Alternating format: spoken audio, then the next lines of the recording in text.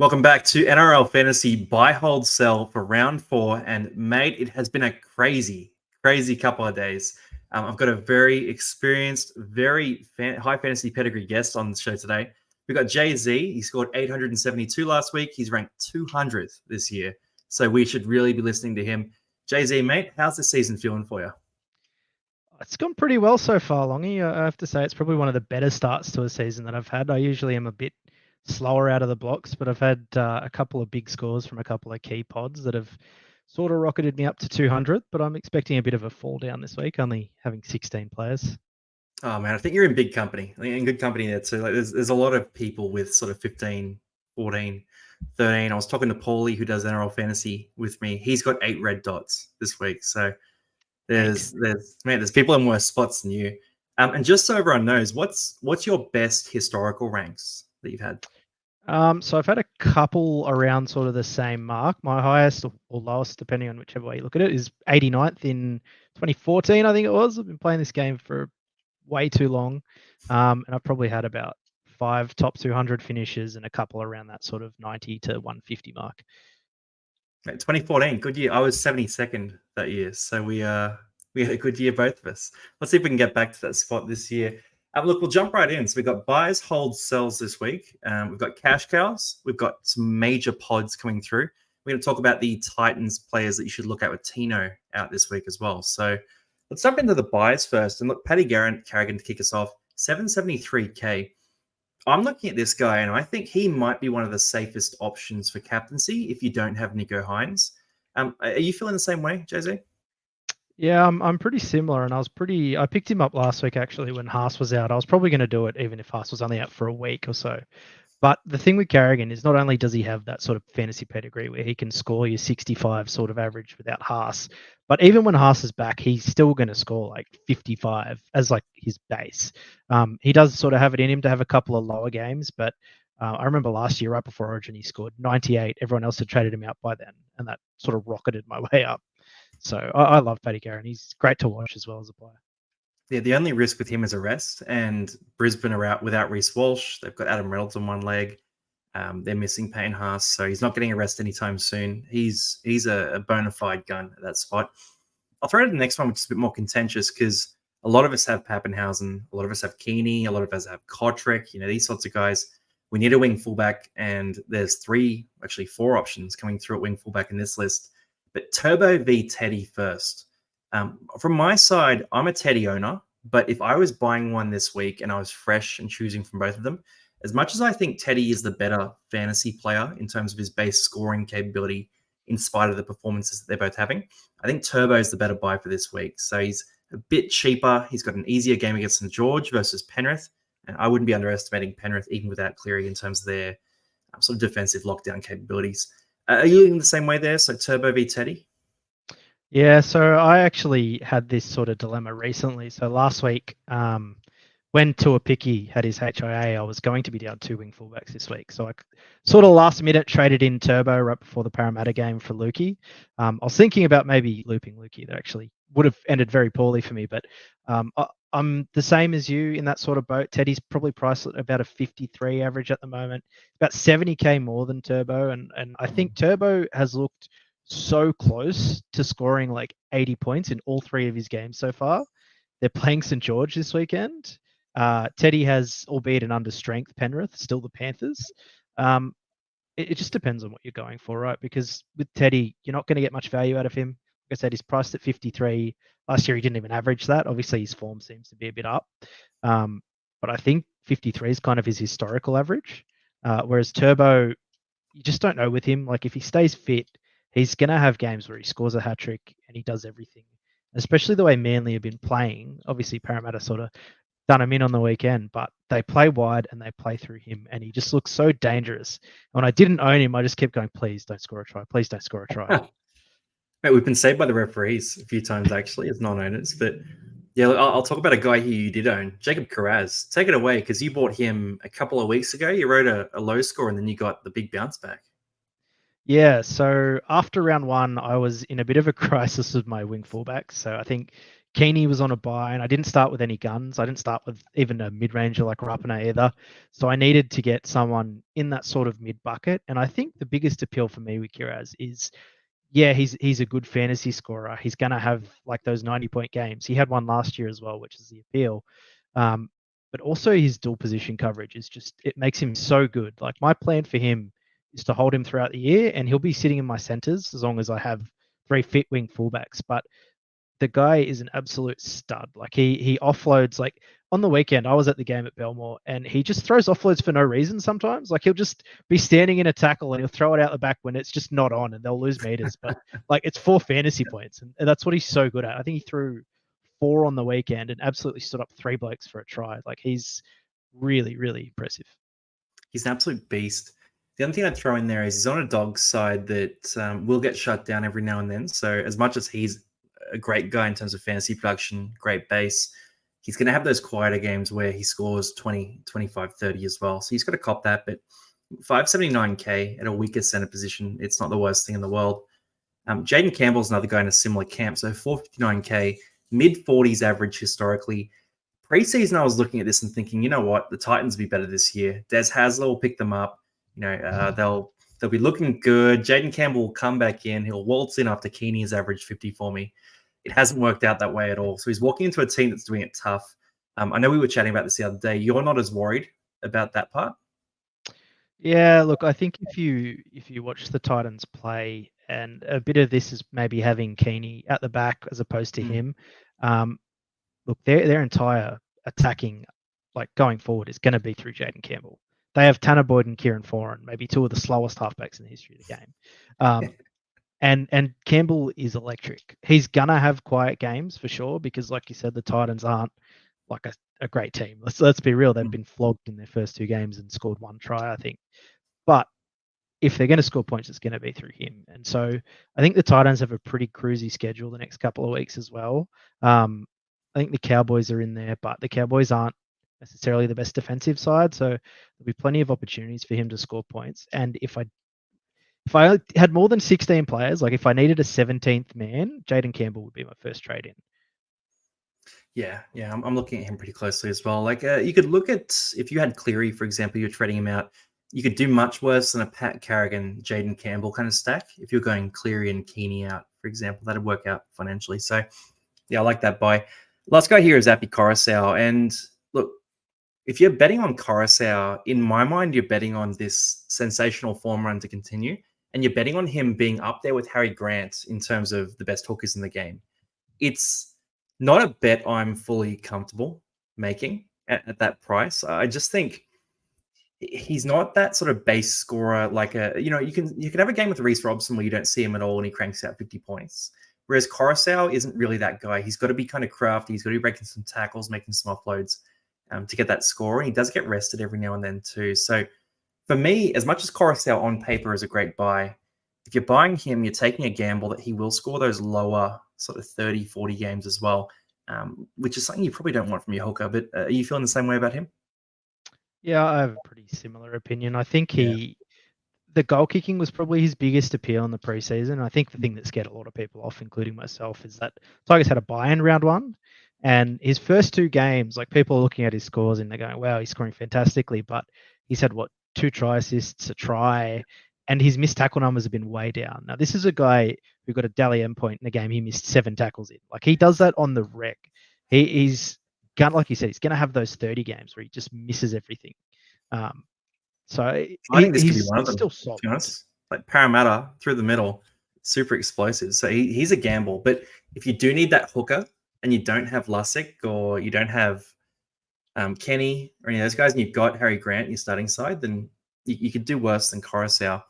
I think let's jump in because we really need to dig into these holds or sells, and we'll fire through these guys because I think they're pretty straightforward answers.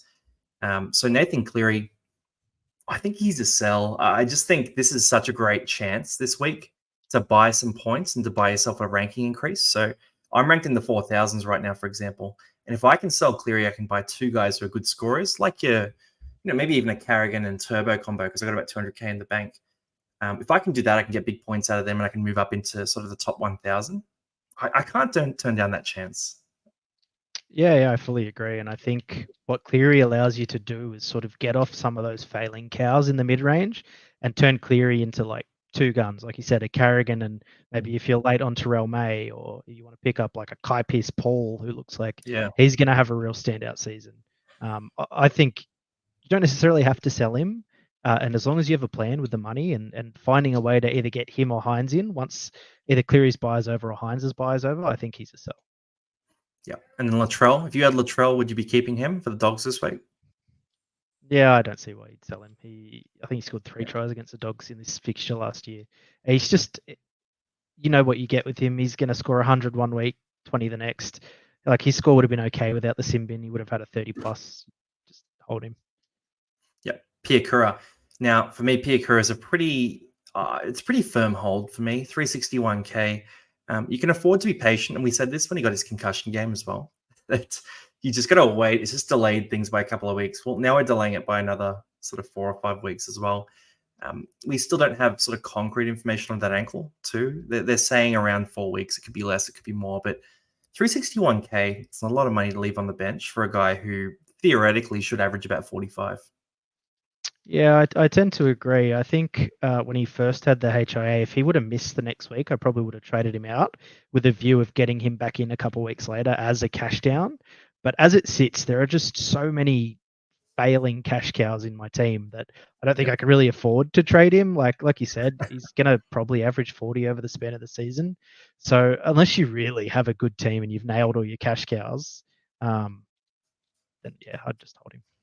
I mean, what cash cows, right? Exactly right. It's dire, yeah. Reece Walsh, easy sell. I don't think we need to talk about that one. And then Joe Chan. So I know we're both kind of Sean Bloor fans between us, right? Do you think that the Sean Bloor inclusion last week was symptomatic of him? Obviously, there's a hand infection, all that. But is Sean Bloor going to take over? Because I think on talent and on ability, I'd be picking Sean Bloor over Joe Chan. But at the same time, Chan's done a job for them. Yeah, I'd be very surprised if Sean Bloor wasn't the ideal starter for Melbourne in their best 17. They recruited him, moved Liero into the middle for him. I heard that he was a bit underdone in preseason, which is why he started in Cup. Chan's been pretty good, and he might find a spot on the bench. But from what I heard, from what Bellyache said, it does sound like Chan is in his plans to be in the 17. And they might even end up clashing with each other. So I wouldn't sell him just yet. I'd probably wait till after the buy, see what his role is. But yeah, he's a wait and see. I mean, he's a bit of a bulldozer. Might play in the middle potentially as well. 295k, it's easy enough to hold on. Now the pods, and look, for both of us, this is an area where we both play. So you want those difference players, and you want those guys who they're either going to ruin your season or skyrocket you up the rankings. And this is that list basically. So we've got a few guys here. We've got some nice data behind them as well. But Clint Gutherson's the first one, and look, we both stumbled across this 60 average when he plays without Mitch Moses. Now him and Dylan Brown both get a spike. I don't know about this. I mean, I'm looking at this 577k. It's a nice price. It's not that much cheaper than a turbo, though, for example. So it's like 93k. And we're in a week where everyone has heaps of cash.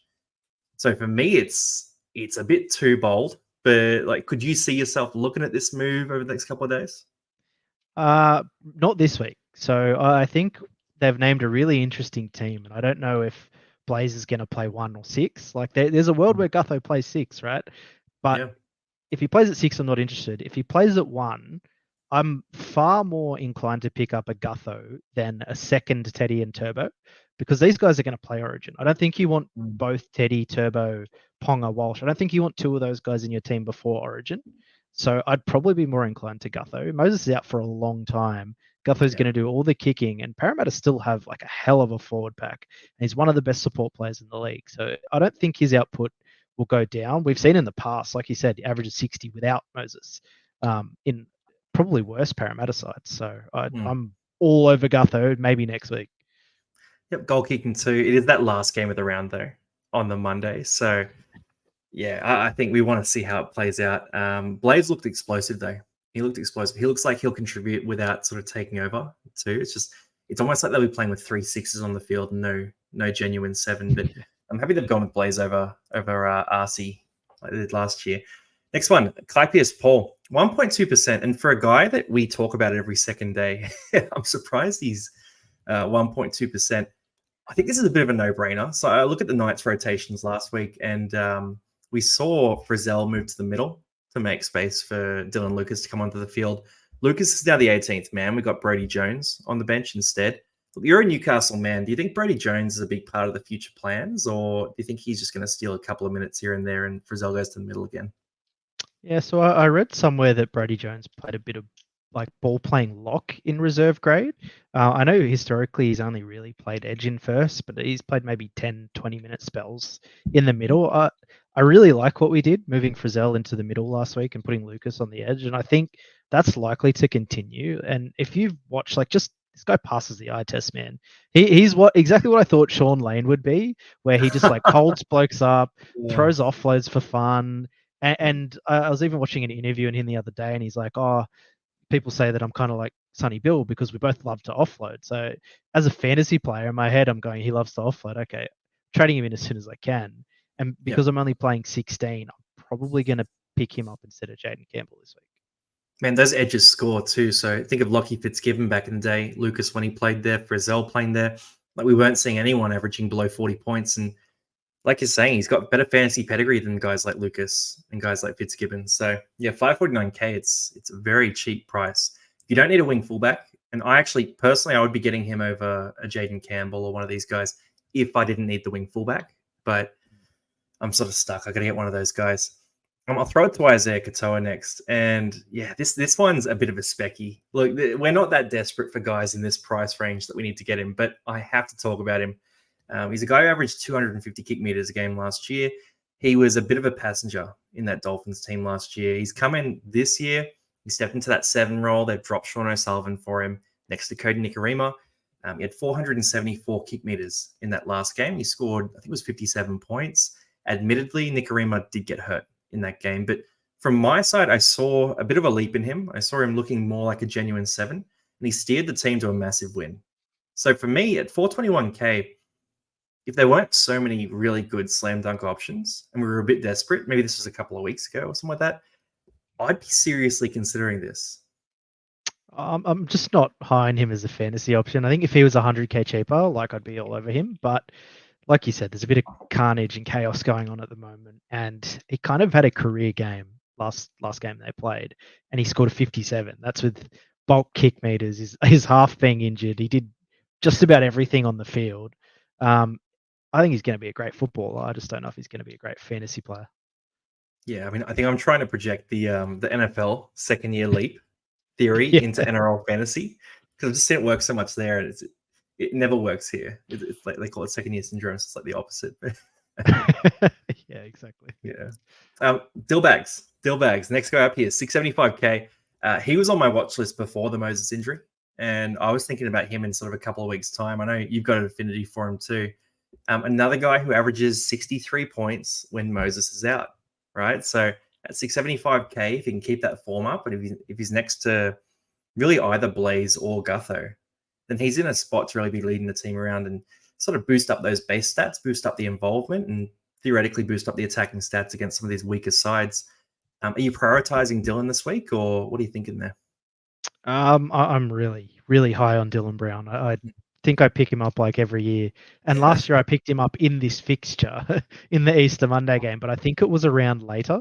And I think I'm probably going to do a similar thing. So I'm, like I said before, really high on Gutho, and Dill Brown has pretty much the same sort of logic around him, except picking Blaze. Like, I thought with RC he'd have a little uptick in kick meters, but I think he's just going to kick everything unless Gutho takes a few. But mate, he's a gun. He's an absolute stud, and watching him is so fun when he's in your team. Like, even against Manly on the weekend, he had so many little like infield runs where he stepped 4 blokes, and just tackle breaks aren't there yet, but they will be, and he's going to be an absolute gun.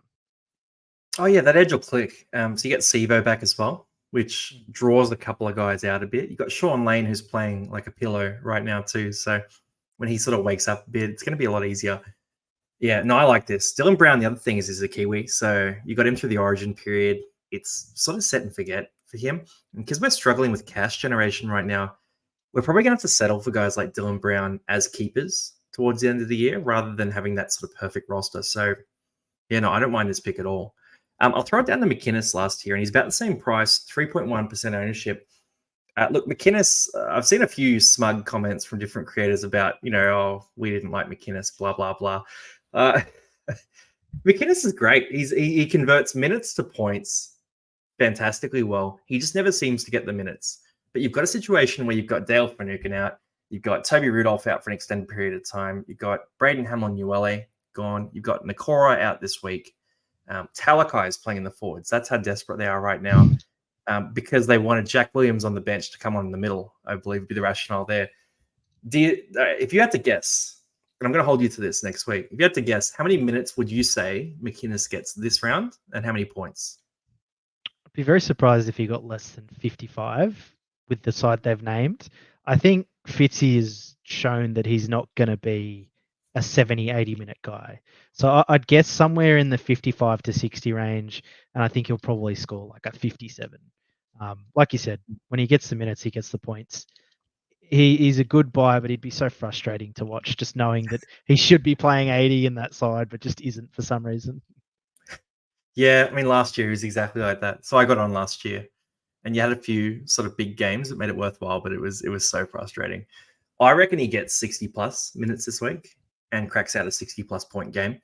If you wanted a safe captain as well, and we're sort of talking about some pretty boring captain options, but I think for this week, McKinnis, Carrigan, these sorts of guys are too good to fail sort of thing. And you can try and play it pretty with Tedesco against the Panthers, which a lot of people are talking about. I don't like that at all. You can talk about Turbo against the Dragons. That's probably a bit safer, but I don't know. I like McKinnis. I'm pretty safe with that. It's funny you say that because I can't look past, like I own both Turbo and Carrigan. I can't look past Turbo against Dragons. Like I think that's just going to be my captain this week. And when you say McKinnis is a safe captain, I'm a little iffy on that. I'm like, he's probably a safe buy-in, but I don't know if he's a safe captain. I'd like to see the minutes see him first. scoring below 55 this week. Like with the team they have, like look at the team they have. They've got guys on the starting side who have played like a career average of 12 minutes a game, sort of thing. Like they're going to be leaning on McKinnis massively. Yeah, you're not wrong. What did he score last week? I think he had like 60 minutes and scored a 51. I mean, he just doesn't thrill me. Yeah, fair enough. He's not exciting. I'm not buying him, so that sort of tells you a bit about what I'm doing. But I just think he's super safe. He's up against Morgan Smithies as well this week, so it's a battle of the plotters. So I'm sure he'll take that really personally. It's fine. Let's jump into the cash cows, man. So this is where we've got some pretty good options coming through and some really trappy options as well. And some pretty good options means just Blaze Talangi, basically. Look, 261K. I played around with my trades with Blaze coming in, and because I'm selling Cleary, it's just not good. It leaves you with like 450K spare in the bank because all the guys I want to buy are around that sort of 600 to 800K category. So it's not like I'm trading Cleary for Hines who already have something like that. And I wouldn't do that anyway with the buy next week for Nico Hines. So for me, I'm going to have to wait and see on Blaze. I'm going to cop probably a 40K price increase, something like that. He'll be in the low 300s. So be it. He's got a long time in first grade at Parramatta, and he looks like the kind of guy who will turn it on. But for me, I'd rather get two of those top tier guys rather than getting Blaze. Are you bringing him in this week, or are you waiting and seeing too? I think we have pretty similar thoughts on this. Like if you're trading out a Cleary, it's not to get a cash cow. If you're trading out a guy worth 940K, you're buying two, like at least a gun and a mid-ranger who has that sort of upside. And the thing I like about like a Kai Pearce-Paul is that they could make the same amount of money this week, but Kai Pearce-Paul's going to score like a 60 or a 50 plus. Whereas Blaze, we don't know how he's going to play at 5'8". Like he might not touch the ball at all. He might do an Ethan Strange, miss 9 tackles, have a couple of okay runs and score 12 points. Like I think you can wait and see what his role is going to look like. If he's even there next week, like where is Dejan Assi? He's not even in the 22. Like did he get injured in Cup last week? I think you need a bit more information on him before you can pull the trigger. Yeah, and like you're saying, positional switches as well could happen here too. It's a bit of a mess. And even if he's a 35 and KPP is a 55, for example, which would be fair results.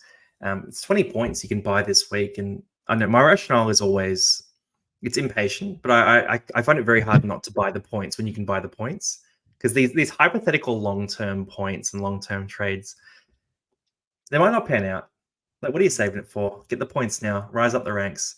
And a lot of you guys watching have embarrassing rankings, so you need to do it right now, because some of those team screenshots I'm seeing, it's horrendous. Finifuyaki next, 331k.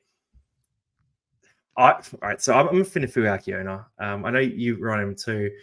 Look, 331k, 40 points last week looks good on paper, but he had a bit of a Sean Lane-esque sort of game, in that his base was in the low 20s, and you had that try that sort of saved him. He's just not that base point producer. So, I mean, if I didn't have Finifuyaki, I would not be prioritizing buying him at all at 331k. I think he was a nice buy last week, 30 to 40k cheaper, but at this stage, I'd be kind of surprised if he went above 500k. Yeah, I think we're in the same boat. Like last week, I had a few sink fires to put out, so I couldn't get him. And like, I think his score kind of justified my reasoning behind why I didn't prioritize him. Like 40 points with a try in 60 minutes is pretty average for a second rower. Especially this guy's meant to be like a massive tackle breaking, line running. He played the Dragons and scored a 40 with a try. And I actually think if he doesn't get the head knock, he probably plays less minutes with Jakajewski on the bench. Yeah, he's terrifying. I NPR'd him, so I didn't start him, but that didn't work out because of the 40. Kale Iro, I'll throw him to you next. Is there any pathway for Kale Iro keeping a spot? Like, if he blows it out this week and absolutely kills it, can he make that happen? Possible. I really like Sifa Talakai, and I think he is probably a better back rower than a center. I know I say that when he's having like the career of his life, the season of his life so far. But this Iro guy has so many raps on him, and he looks really dangerous at the cup level. It's a wait and see. Britain Nakor is back next week, I think. Oh no, the Sharks have the bye next week after the bye. Just wait and see. If he holds his spot, he's a buy, but I wouldn't be rushing him in. I think they're playing the Raiders. I think the Raiders are like a really, really solid side, and they're not going to leak many points. Yeah, I think he might be up against, it's either Tomoko. Him against Tomoko would be a good matchup. Well, Tomoko v Ramian would be pretty good as well. So, yeah, I'm with you there.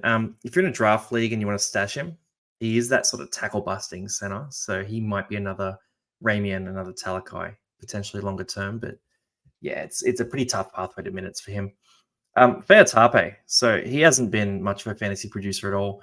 I think he's like a 30 average in reserve grade or something like that too. Is there any part of you that's sort of thinking at some point you might get him, or are you sort of writing him off? I'm not writing him off. He averaged, I think, 43 in Queensland Cup last year. Now, admittedly, Queensland Cup's a much weaker competition than New South Wales Cup is, but he scored like 15 with a try assist last week. Yeah. If he scores a 40, he might be worth a bringing because that'll bring his break-even rate down.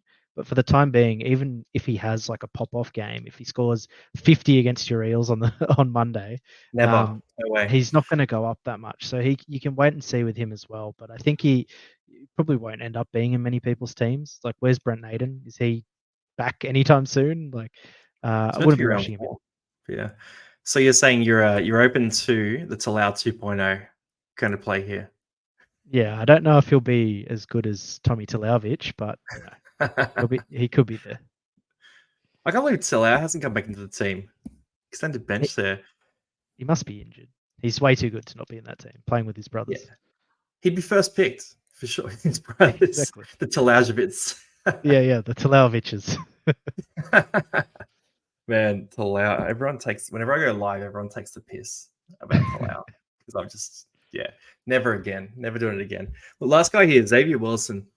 I was super high on him preseason if he got the role, because I thought there was a chance that he would get a nice sort of 30 to 40 minute role.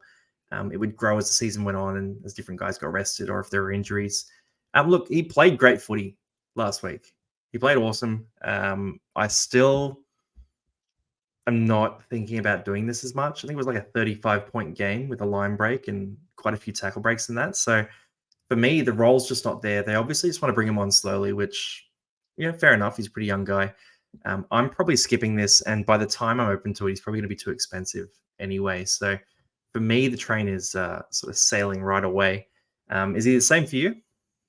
Yeah, sort of the same logic with Blaze, right? Like he might have some money in him, he probably will, but there are other priorities. You need to get the points this week, especially if you're trading Yeah. out a guy like Cleary. If you want to hold Cleary, like I think he's probably the best of this bunch, apart from maybe Blaze. But I just can't fit him in at the moment. And by the time I can or do have the capacity to trade in a guy like him, it's going to be too late. It's tough because Fletcher Baker, Corey Jensen, these guys are real minute sponges in that team as well. And they're not setting the world on fire, but they can play 40, 50 minutes pretty comfortably. So it's a tough one Exactly to the right. upside. And he got a couple of extra minutes last week, I think, because Baker played a lot of time on the edge when Piacora went to center. So like he got 30 odd minutes. He might not even get that next week. Yeah, true. Although at the same time, I think he's better than Baker. Oh, he's a good player. He looks very dangerous. Yeah, maybe he earns that spot. Look, last section here, we got the Titans. And look, Tino's out for the year. So, I mean, I'm not laughing about that. That's really shit news for him. But the Titans open up some minutes right now with him gone. So he was a big minute player. He was a massive hit up tackle sort of sponge in that team. So all those stats are going to go somewhere in this team. Where do they go is the golden question. We were talking about this before, looking down this list. There are certain guys that we really want the minutes to go to, and certain guys we definitely don't. So how about we take turns talking about guys, and we can pick from the list. And I'll let you go first, even. So which one of these guys would you want to talk about? Sure. I will start with Fodawaker because I think he's probably the worst option to get the most minutes because he's priced at, I think, 44 at the moment is where he's at. He played massive minutes last year, 60 to 70 minutes, averaged about 50. So best case scenario, he goes back to that role where he plays those monster minutes and he's got 6 points of upside in him. So he's probably not the guy you want to be benefiting from Tino being out. And knowing Des Hasler, one of these guys is probably going to get 60 minutes. So I just wouldn't be touching him. Maybe wait a week, see how it goes. If he plays 80 minutes, maybe, but it's hard to see that happening. Oh, there's no way. They need that impact out of him. I reckon it's going to be smaller minutes for him, like sort of around that 50 mark, which is a bit of an uptick, but not enough. I'll talk about Aaron Clark then. And Aaron Clark, when he starts at lock, he averages 50 points. When he starts at lock and plays 50 plus minutes, he averages 55 points. Now, he's on the bench this week. So if you were picking him up, you'd be sort of hoping that he comes on and plays the game out, which isn't an uncommon sort of strategy from different teams. I'm not confident enough in that to make the move. So that he was a 49-point scorer last week. He got some good minutes there. So maybe that was symptomatic of what we're going to see. Look, for 47K, it's a good price.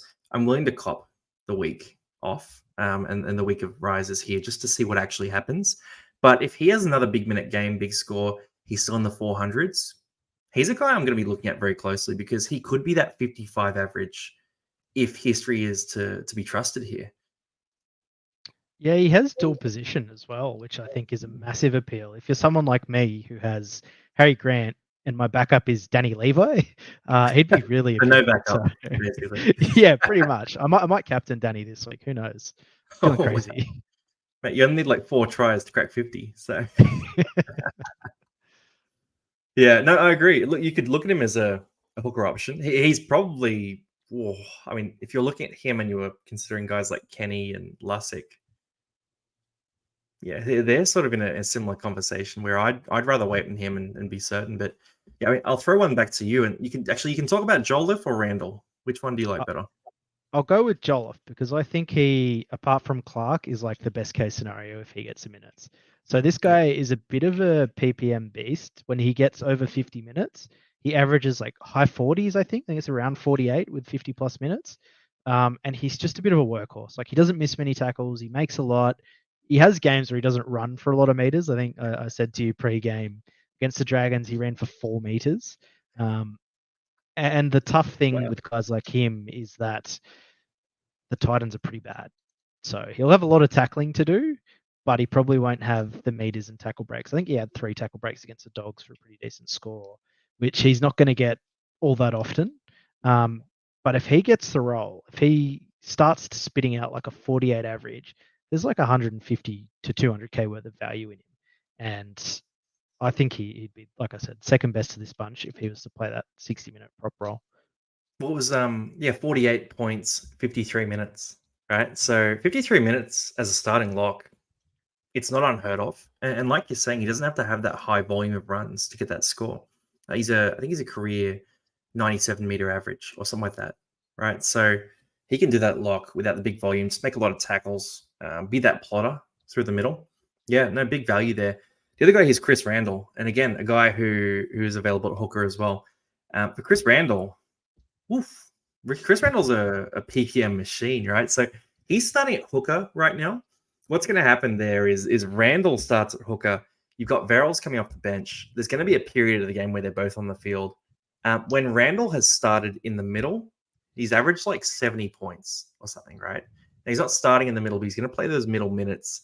And it's either going to be him or Jolliffe, I reckon, who benefits big from those lock minutes, or maybe Aaron Clark, who sneaks into that spot. It's such a mess. But Randall could easily be that 55 average as well. A bit more expensive, so it's probably not worth taking the gamble on. But if you're in a draft league and he's available and you've got a pretty average hooker, or you've got Wade Egan and you need to cover him every second or third week, then Chris Randall, just go grab him. Just go grab him. He's probably going to be better than a lot of your middles as well. So, yeah, he could be an absolute weapon. Yeah, I find it hard to see him getting that role, but like you said, when he gets the minutes, he's a gun. I remember when he replaced Brayley for like the back end of the season 2 years ago. He had like a 60 average or something ridiculous. So he needs the minutes, but the Titans aren't going well, and they've started with him playing a lot of lock minutes once Verrills comes on. So I don't know. Can you teach a new dog new tricks? Is Des going to change it up? I mean, we don't know. Hey, everything in the past is totally irrelevant because Des has a completely different way. Look, last guy here, and I think, look, you tell me if I'm wrong, but Palacia, 370K.